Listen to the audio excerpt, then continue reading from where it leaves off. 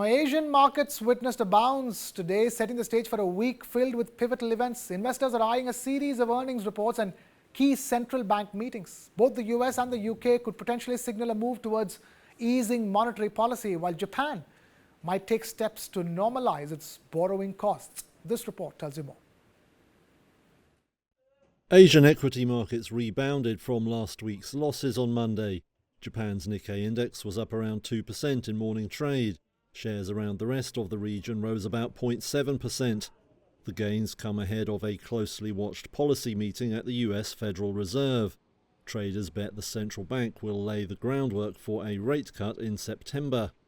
Futures prices imply markets are betting on a quarter-point reduction that month. Combined with recent earnings and economic data, UBS Private Wealth MD Brad Bernstein says it's a rosy outlook for the second half of the year. So you have better than expected economic growth, you have better than expected earnings, and you have a Fed that's going to make money cheaper and cut interest rates, which will stimulate corporate America and the economy. So it's a really positive setup going into the second half of the year. The Bank of Japan also meets this week, with investors seeing a high chance that rates there will go up. That would close the gap with the Fed and ease pressure on Japan's embattled yen. The Bank of England meets too, with prospects for a rate cut there looking finely balanced.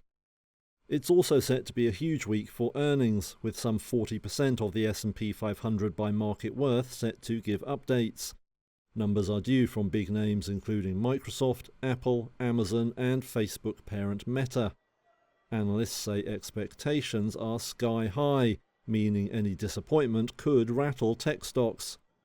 Among individual share movers Monday, Japanese pharmaceutical giant Eisai plunged as much as 12% after the EU rejected its new Alzheimer's drug. But Mitsubishi Motors jumped 6% after reports it could form a three-way alliance with local rivals Nissan and Honda.